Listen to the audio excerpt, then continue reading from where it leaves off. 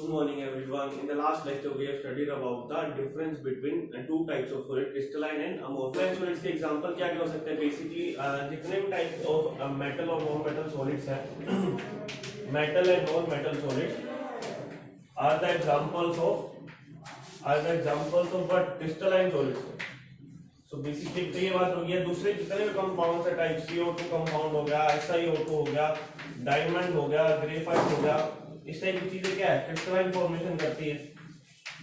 ये सारे के सारे कौन से टाइप के एग्जांपल है? Crystalline example. बट अमोर्फस की बात करो तो बेसिक जनरल लाइफ में अमोर्फस का एग्जांपल क्या है? फर्स्टली अगर बात करूं कि ये काम आता है एज ए ग्लास, है ना.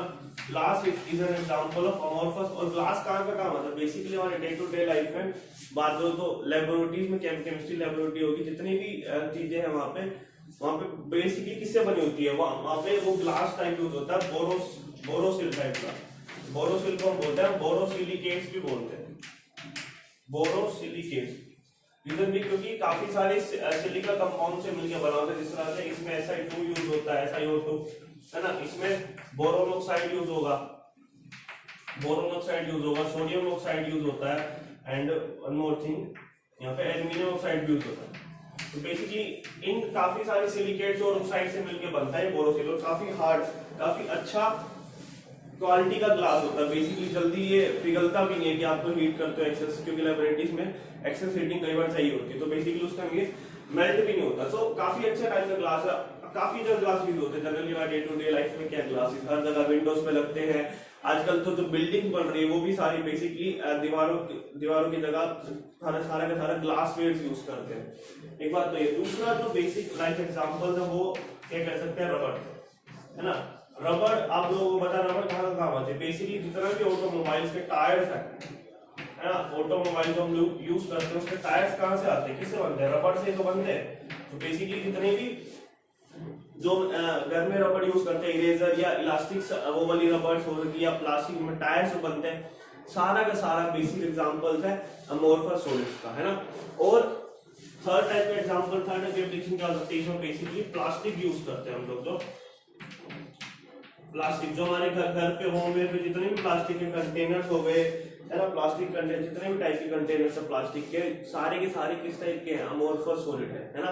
दूसरी बात, और प्लास्टिक कहाँ का यूज होता है? बेसिकली पीवीसी पाइप जो हमारे पाइपलाइन डलती है घरों में, है ना, पानी की सप्लाई के लिए, तो वहां क्या है? पीवीसी यूज होता है. पीवीसी मतलब होता है पॉलीविनाइल क्लोराइड, उसको पीवीसी पाइप बोलते हैं ना. बेसिकली वहां पे ये चीजें यूज होती है. तो काफी day to day life example है जहाँ पे अमोर्फस सॉलिड्स हमारे यूज होते हैं. और fourth one is that, fourth application बोल सकते हैं तो ये यूज होती है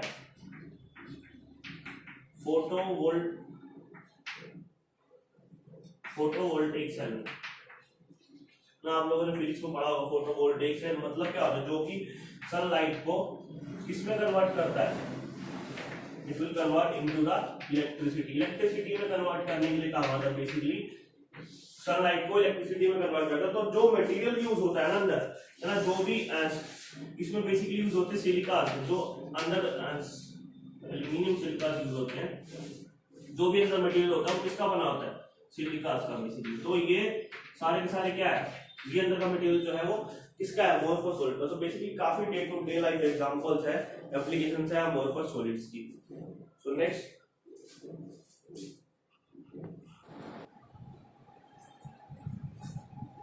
so basically now let's talk about the different types of crystalline solids. So basically इस पूरे चैप्टर में हम लोग सिर्फ crystalline solids की बात करेंगे. अमोर्फस सॉलिड इतना ही था. सिर्फ डिफरेंस आ सकता है इसमें. बेसिक इंपॉर्टेंट क्या डिफरेंस है उसके एप्लीकेशंस. बट अब हम लोग जो पढ़ने जा रहे हैं वो है types of crystalline solids. So basically there are 4 types of crystalline solids. First is ionic, second molecular, covalent और metallic type. So firstly let's see the ionic solids here. In the ionic solid, let's see the constituents particles. कौन से type के particle से मिलकर बना है constituent या participating particles से होते हैं. participating particles कौन से हैं? वो है क्या? आयन से है ना. आयनिक कंपाउंड फॉर्म होता है किससे? आयन से होता है. It can be positive ion और दूसरा क्या होता है? Negative ion. पॉजिटिव आयन को हम तो क्या बोलते हैं? कैटायन. नेगेटिव आयन को हम बोलते हैं एनायन. सो बेसिकली अब क्या एक बात तो ठीक है कि चलो जो पार्टिकल्स जिससे मिलकर बन रहा है कंपाउंड वो क्या है, आयंस की फॉर्म है। अब बात आती है कि किस टाइप की बॉन्डिंग इसमें होती है ना, किस बेसिक टाइप की बॉन्डिंग जो आयंस में होती है वो है क्या, वो बॉन्डिंग होती है आयनिक टाइप की बॉन्डिंग। आयनिक टाइप की बॉन्डिंग बोल लो, उसे कोलम्बिक टाइप की बॉन्डिंग बोल लो, या इलेक्ट्रोस्टैटिक टाइप की बॉन्डिंग। तीन बेसिक नाम होते हैं उसके। क्या क्या टाइप ऑफ बॉन्डिंग की अगर बात करें यहाँ पे, टाइप ऑफ बॉन्डिंग है आयनिक बॉन्ड या coulombic,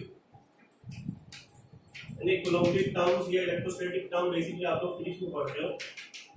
electrostatic force of attraction, electrostatic force of attraction. Basically ये इस टाइप की बॉन्डिंग है, क्योंकि आयंस होता है इसमें क्या है बेसिक है ना, आयनिक टाइप की अट्रैक्शन टाइप की बॉन्डिंग होती है। दो पॉजिटिव आयंस की बात करो तो उनके बीच में अट्रैक्शन टाइप की बॉन्डिंग होती है, पॉजिटिव और नेगेटिव है तो काफी स्ट्रॉन्ग टाइप की बॉन्डिंग होती है। एक बात कहिए, अब अगर स्ट्रॉन्ग टाइप की बॉन्डिंग है तो डेफिनेटली उसका अगर मेल्टिंग बॉइलिंग पॉइंट की बात करूंगा, if I talk about the melting point और boiling point, melting and boiling point की बात करो तो वो दोनों के दोनों क्या रहने वाले हैं, डेफिनेटली हाई रहेंगे, है ना। क्योंकि अगर बॉन्डिंग स्ट्रॉन्ग है डेफिनेटली उनको मेल्ट करूंगा तो क्या होगा, मेल्ट करने के लिए डेफिनेटली ज्यादा फोर्स, ज्यादा हीट देनी पड़ेगी, इसलिए टेंपरेचर ज्यादा हाई होगा क्योंकि स्ट्रॉन्गली अटैच्ड है एक दूसरे से, इसलिए मेल्टिंग बॉइलिंग पॉइंट उनका हाई रहने वाला। अब मैं बात करूंगा सोल्यूबिलिटी की। If I talk about the solubility, basically अगर आप लोगों को एक बात हमने पहले भी पढ़ा होगा क्या, कि जो आयनिक टाइप के कंपाउंड है वो किस टाइप का, आयनिक कंपाउंड मतलब चार्ज डिफरेंस का आता है। चार्ज डिफरेंस किसकी वजह से आएगा, इलेक्ट्रोनेगेटिविटी डिफरेंस की वजह से, है ना। अगर let's talk about the NaCl first, sodium और Cl में क्या होता है, सोडियम पे चार्ज होता है पॉजिटिव, Cl पे नेगेटिव। मतलब ये अगर चार्ज डिफरेंस कहीं आया तो डेफिनेटली वो क्या होने वाले, चार्ज डिफरेंस की वजह से वो पोलर कंपाउंड बनेगा। अगर पोलर कंपाउंड बने तो वो पोलर कंपाउंड क्या होता है, सिर्फ पोलर डिसॉल्व होना, हम लोगों ने पढ़ा है लाइक डिसॉल्व, लाइक है ना, पोलर जो है पोलर को डिसॉल्व करता है, पोलर डिसॉल्व्स पोलर, है ना। ये बात हमने पढ़ी थी, ये पोलर है तो डेफिनेटली किसमें डिसॉल्व होंगे, dissolves in polar type of solvent, polar solvents, dissolves in polar solvent, है ना। तो बेसिकली ये दो चार पॉइंट्स है किसके, आयनिक कंपाउंड। अब अगर मैं बात करूं क्या, अच्छा अगर मैं आप लोगों से पूछूं कि क्या ये इलेक्ट्रिसिटी कंडक्ट कर सकते हैं क्या, है ना, क्या इलेक्ट्रिसिटी कंडक्शन के लिए बेसिक रिक्वायर्ड होती है आयंस, है ना। आयंस मगर क्या चीज, आयंस यूनिट की कोई भी टाइप का आयनिक कंपाउंड लोगे तो वो इलेक्ट्रिसिटी कंडक्ट करेगा नहीं, ऐसा नहीं। अगर मैं सिंपल पानी की बात करूं, अगर प्योर वाटर की बात करूं, प्योर वाटर कभी भी इलेक्ट्रिसिटी कंडक्ट नहीं करता। उसका रीजन ये है कि प्योर वाटर में आयंस फ्रीली नहीं होते, फ्री आयंस एग्जिस्ट नहीं करते उसमें, है ना।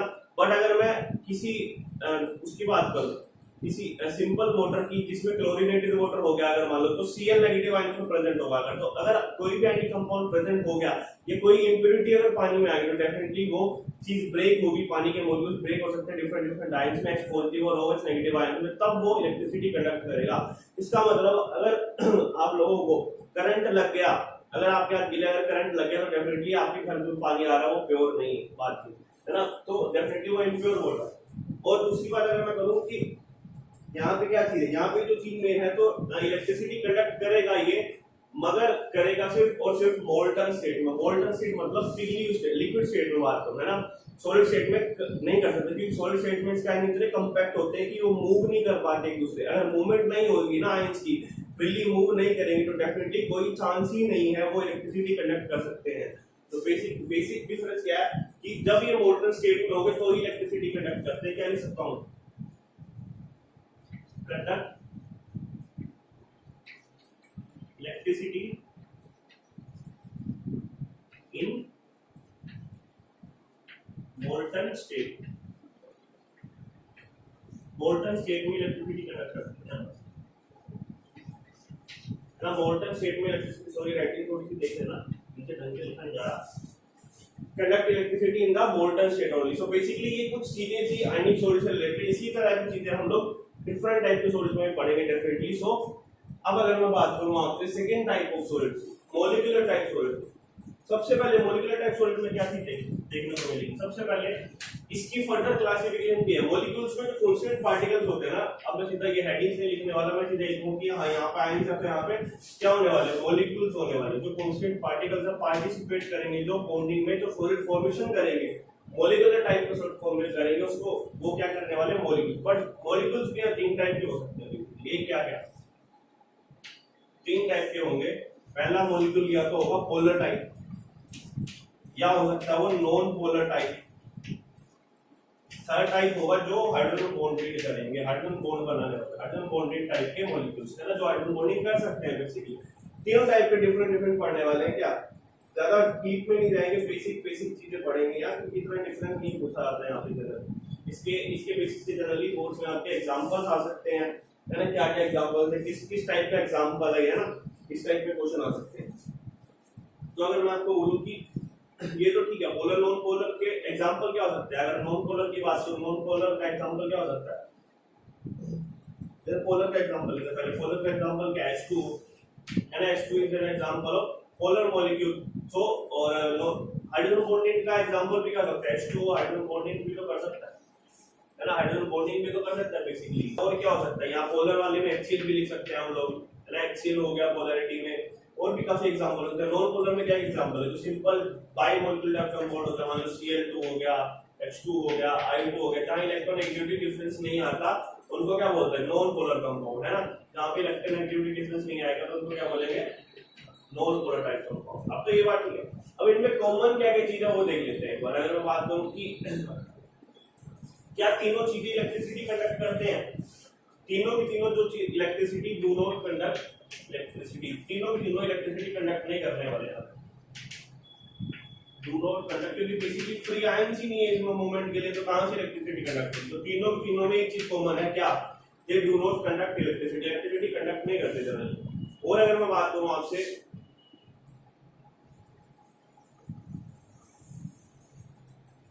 और अगर मैं बात करूं यहाँ पे क्या दूसरा इसमें डिफरेंस क्या है, तो तीनों चीजों में डिफरेंस है। यहाँ पे बॉन्डिंग क्यों ले रहे हैं, बॉन्डिंग क्या है, सबसे स्ट्रॉन्ग बॉन्डिंग होगी बेसिकली हाइड्रोजन वाला। अगर मैं बॉन्डिंग का ऑर्डर लिखूं, बॉन्डिंग का ऑर्डर होने वाला सबसे ज्यादा होगी हाइड्रोजन बॉन्डिंग वाले में, उसके बाद हाइड्रोजन बॉन्डेड इलेक्ट्रॉन जो होंगे, उसके बाद होगी बॉन्डिंग पोलर वाले में, और उससे वीक होने वाली है नॉन पोलर वाले में।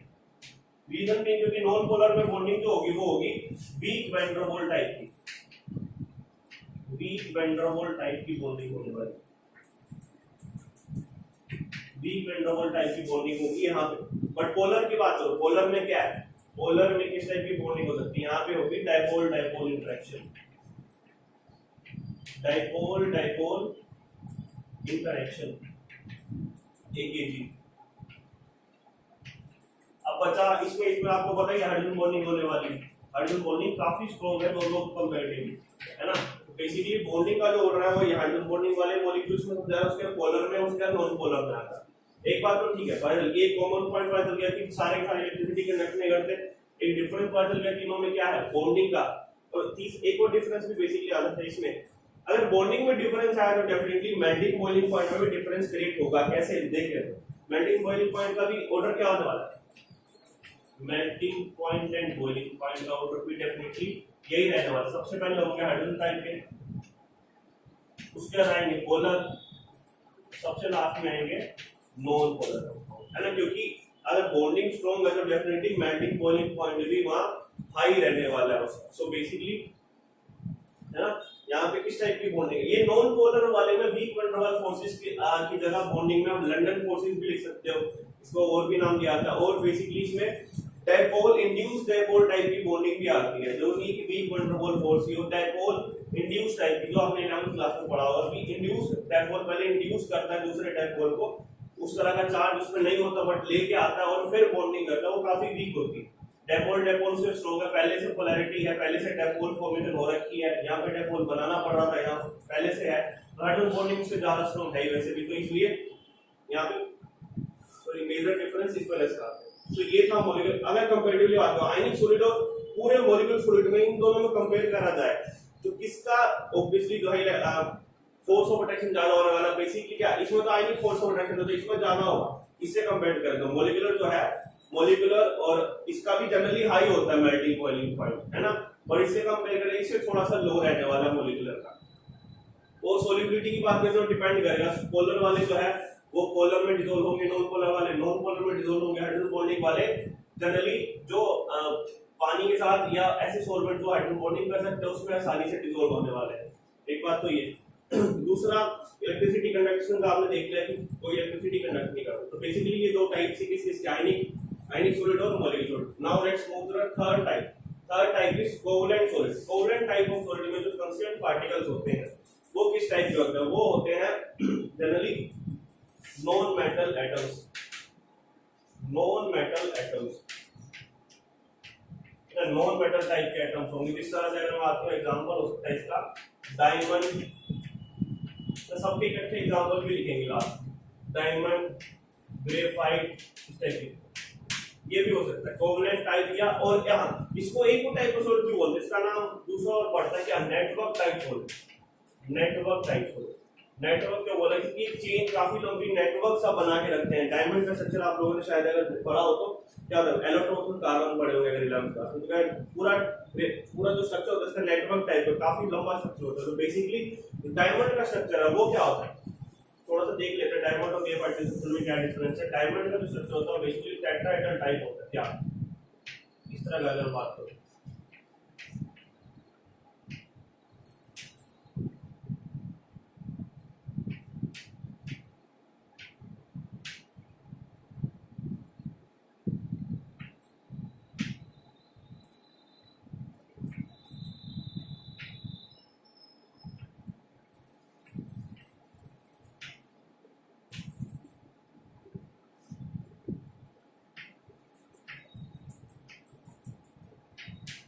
काफी मतलब टेट्राहेड्रल स्ट्रक्चर है, काफी आगे चलता जाएगा, नेटवर्क टाइप सॉलिड है, तो बनाता जाएगा आगे इस तरह से। और हर एक कार्बन जो है वो टेट्राहेड्रल होने वाला है, ऐसा नहीं कि कोई भी कार्बन का कोई बॉन्ड सिंगल जुड़ा होता है, बिल्कुल भी। डायमंड में इसलिए क्या होता है, जनरली इलेक्ट्रिसिटी कंडक्ट ही नहीं करता क्योंकि यहाँ पे कोई फ्री इलेक्ट्रॉन नहीं है या कोई आयंस नहीं है मूवमेंट के लिए। डायमंड काफी हार्ड होता है इसी वजह से, क्योंकि नेटवर्क टाइप सॉलिड बनाता है काफी अच्छा। बट अगर ग्रेफाइट की बात करो, ग्रेफाइट में ऐसा बिल्कुल नहीं। ग्रेफाइट में क्या है,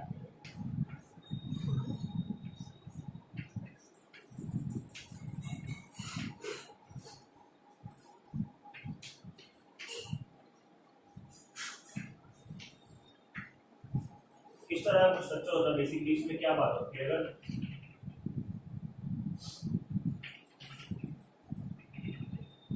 अगर इस टाइप की बॉन्डिंग को शो करता है,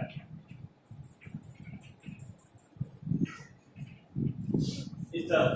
बेसिक बात क्या है यहाँ पे, एक सबसे बड़ी चीज है कि कार्बन जो है ना, ये कार्बन सिंगल कार्बन तो 4 बॉन्ड ना बना के सिर्फ 3 बॉन्ड बनाता है ना, 3 एटम से अदर कार्बन एटम से सराउंड होगा। और जो एक फ्री इलेक्ट्रॉन जो है ना, एक एक्स्ट्रा इलेक्ट्रॉन कार्बन का रिमेनिंग रहेगा। कार्बन की वजह से इलेक्ट्रॉन कितने होते हैं, 4, तो 3 तो उसने बॉन्ड बनाने में लगा दिए, बचा रिमेनिंग जो एक, वो रिमेनिंग 1 इलेक्ट्रॉन जो है ना, वो ही रीजन होता है कि ग्रेफाइट जो है वो इलेक्ट्रिसिटी कंडक्ट कर सकता है ना। ग्रेफाइट की दो चीजें हैं, ग्रेफाइट ऐसे लुब्रिकेंट भी काम कर सकता है, आप लोगों ने पढ़ा हुआ 11th क्लास में चीज, और लुब्रिकेंट मतलब फ्रीली मूव कर सकता हो, है ना, क्योंकि इसके जो लेयर की बॉन्डिंग होती है वो काफी दूर होती है। यहाँ की जो डिस्टेंस है ना, ये वाला डिस्टेंस, ये यहाँ से लेकर यहाँ तक का जो 2 लेयर्स के बीच का डिस्टेंस है वो काफी बड़ा है। ये एक लेयर है, ये एक लेयर है, तो काफी बड़ा डिस्टेंस है दोनों के बीच का।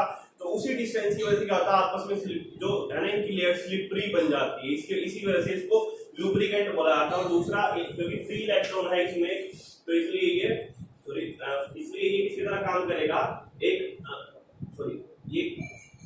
इसलिए ये इलेक्ट्रिसिटी कंडक्ट करता है बेसिकली। अब मैं अगर बात करूं कि जो डायमंड है वो काफी हार्ड होता है ना, डायमंड जो है वो काफी हार्ड नेचर का होता है। जनरली जो कोवलेंट सॉलिड होते हैं, नेटवर्क सॉलिड, वो सारे के सारे हार्ड नेचर होते हैं। एक्सेप्शंस क्या है, सर एक्सेप्शन है यहाँ पे ग्रेफाइट को लेकर, और इलेक्ट्रिसिटी भी कंडक्ट नहीं करता है। अगर मैं बोलूं कि ये do not conduct electricity, do not conduct electricity को कंडक्ट नहीं करते, क्योंकि रीजन बीइंग, है ना। और यहाँ पे मगर क्या है, यहाँ पे ये इलेक्ट्रिसिटी कंडक्ट करेगा, जो ग्रेफाइट है यहाँ पे सारा का सारा एक्सेप्शन रोल प्ले कर, तो इसलिए यहाँ पे ये हार्ड है, ये थोड़ा सा सॉफ्ट होता है, ये इलेक्ट्रिसिटी कंडक्ट नहीं करता। डायमंड पर ग्रेफाइट इलेक्ट्रिसिटी कंडक्ट करेगा। और अगर मैं बात करूं मेल्टिंग बॉइलिंग पॉइंट की, तो डेफिनेटली डायमंड का मेल्टिंग बॉइलिंग पॉइंट काफी ज्यादा हाई रहता है, मेल्टिंग बॉइलिंग पॉइंट जो है काफी हाई, क्योंकि कोवलेंट जो बोन है, एक तो सबसे बड़ी बात डायरेक्शनल नेचर का होता है कोवलेंट बोन, है ना, डायरेक्शनल नेचर का होता है और काफी स्ट्रॉन्ग बॉन्डिंग होती है कोवलेंट में, इसीलिए इसका मेल्टिंग बॉइलिंग पॉइंट है काफी हाई रहता है एक बार, है ना। और इसलिए अगर जनरली बात करो, अब वो चीज इसमें रहती नहीं है, बेसिकली यही पॉइंट से इसके कोवलेंट सॉलिड और नेटवर्क सॉलिड का फोर्थ पॉइंट की बात करता हूं। फोर्थ पॉइंट में फोर्थ जो टाइप का सॉलिड है उसमें क्या है, उसमें जो कांस्टेंट पार्टिकल्स होंगे वो किस टाइप के होने वाले हैं, वो मेटल्स होंगे जनरली, है ना, वो जनरली टाइप होंगे मेटल एटम्स। और सबसे दूसरी बड़ी बात, इसमें जो टाइप की बॉन्डिंग होगी उसको बोलते हैं मेटालिक बॉन्डिंग उसको बोला जाता है मेटालिक बॉन्डिंग, है ना। अब अगर मैं बात करूं कि जैसे सबसे पहले सपोज एक कोई भी एलिमेंट ले लिया मैंने, कोई भी मेटल, अगर मैं सोडियम मेटल की बात करूं तो सोडियम मेटल क्या करता है, सोडियम मेटल जनरली अगर इसको क्या करेगा, ये एक इलेक्ट्रॉन लूज कर सकता है और साथ मतलब Na पॉजिटिव फॉर्म बनाने का साथ में 1 इलेक्ट्रॉन लूज कर देगा। तो बेसिकली इसमें क्या बोल रहे थे हम कि जो अगर मेटल्स की बात हो तो इनका आयनाइजेशन एंथैल्पी जो है ना काफी लो रहता है। आयनाइजेशन एंथैल्पी क्या होता है बेसिकली, अगर आप आयनाइजेशन एंथैल्पी मतलब heat required to remove the valence electron, क्योंकि एक ही वैलेंस इलेक्ट्रॉन है सोडियम के पास और ऑक्टेट पूरा हो रहा है, इजीली इलेक्ट्रॉन को लूज कर देगा और क्या बनेगा, वो काफी सारे जो मेटल होगा, मेटल एटम एक तो होगा नहीं सोडियम, है ना, काफी सारे मेटल मतलब काफी सारे एटम्स होने वाले हैं सराउंड करेंगे, तो बेसिकली क्या बना देंगे, ये पॉजिटिव चार्ज का और नेगेटिव चार्ज रिलीज करेंगे। तो क्या पॉजिटिव चार्ज को जनरली हम बोलते हैं कर्नल्स, पॉजिटिव चार्ज को बोला जाता है यहाँ पे कर्नल्स, और ये इलेक्ट्रॉन जो होते हैं उसको सराउंड करके किस बारे में बात करेंगे, ये पॉजिटिव चार्ज के काफी सारे एटम्स हैं, पॉजिटिव चार्ज के काफी सारे एटम्स हैं यहाँ पे, और जो इलेक्ट्रॉन इसे लूज करें वो क्या होगा, यहाँ पे इलेक्ट्रॉन जो इसमें लूज करें वो इसके सराउंड करेंगे इस टाइप से सराउंडिंग करेगी उनकी।